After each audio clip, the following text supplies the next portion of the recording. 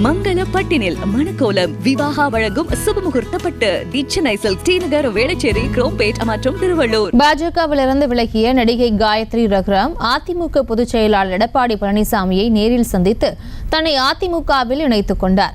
கூடுதல் விவரங்களை எமது செய்தியாளர் பாரி கார்த்திக் வழங்கிட கேட்கலாம். பாரி கார்த்திக், வணக்கம். மேலும் வணக்கம். நடன கலைஞரும் நடிகையாக இருந்த காயத்ரி ரகுராம் பிஜேபியிலிருந்து வெளியே வந்த பிறகு சற்று அரசியலை விட்டு ஓய்வு பெறுவார் என்ற சூழ்நிலையில் ஒதுங்கியிருந்தார்.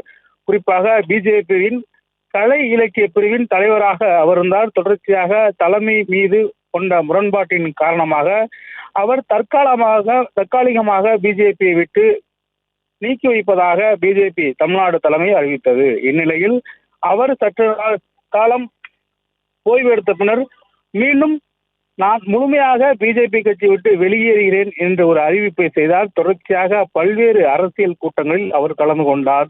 விடுதலை சிறுத்தைகள் கட்சியினுடைய தலைவர் திருமாவளவனை கடுமையாக விமர்சித்து அவரிடம் நேரடியாக சென்று பேசினார். தொடர்ச்சியாக பல்வேறு கட்சியில் அவர் இணைவார் என்று எதிர்பார்க்கப்பட்ட நிலையில் தற்போது அவர் அதிமுகவுடைய பொதுச் செயலர் எடப்பாடி பழனிசாமி அவர்களை தனது பசுமொழிச்சாலையில் இருக்கக்கூடிய இல்லத்தில் சந்தித்து அதிமுகவில் தற்போது இணைந்து கொண்டிருக்கிறார். ஏற்கனவே பல சர்ச்சை பேச்சுகளால் பேசிய நடிகை காயத்ரி ரகுராம் தற்போது அதிமுகவில் இணைந்திருக்கிறார்.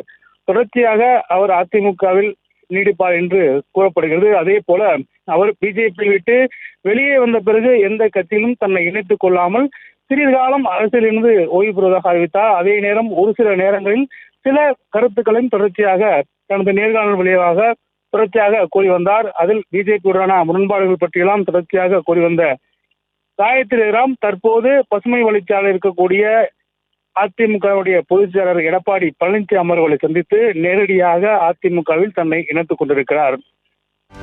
செய்திகளை உடனுக்குடனும் துல்லியமாகவும் தெரிந்து கொள்ள சப்ஸ்கிரைப் பண்ணுங்க.